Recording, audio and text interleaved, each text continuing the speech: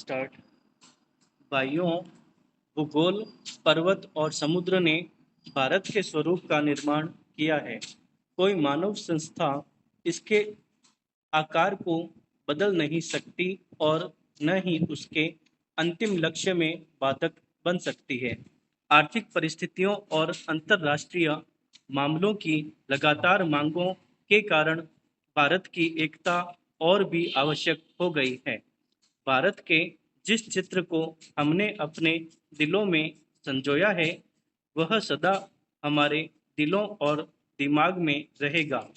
अखिल भारतीय कांग्रेस समिति गंभीरता से यह विश्वास करती है कि जब वर्तमान भावनाओं की उत्तेजना समाप्त हो जाएगी, तो भारत की समस्याओं को उचित परिप्रेक्ष्य में देखा जाएगा और भारत में दो राष्ट्रों के अस्तित्व के झूठे सिद्धांत को समाप्त कर दिया जाएगा और सभी इसका त्याग कर देंगे।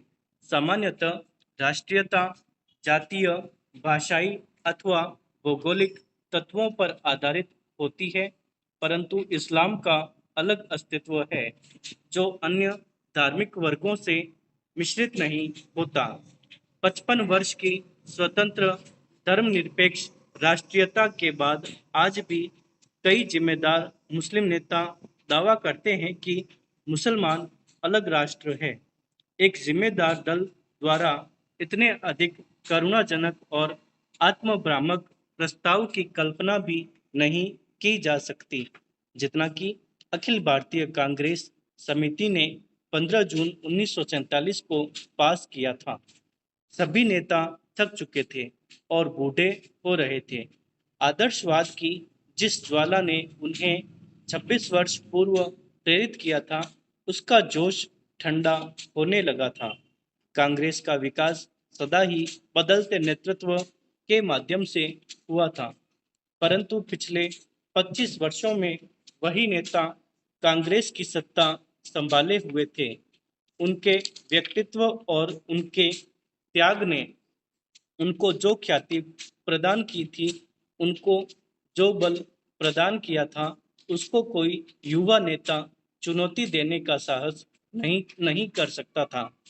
विभाजन के विरोध में केवल एक ही स्वर था और वह था गांधी जी का, परंतु वे भी बहुत बूढ़े हो गए थे और उनका स्वास्थ्य भी ठीक नहीं था। उन्होंने अखिल भारतीय कांग्रेस समिति से प्रस्ताव स्वीकार करने के लिए कहा। यदि वे नई कार्यकारिणी समिति और नई अंतरिम सरकार के लिए नए नेता नहीं चुन सकते, प्रस्ताव को पहले कार्य समिति ने पास किया।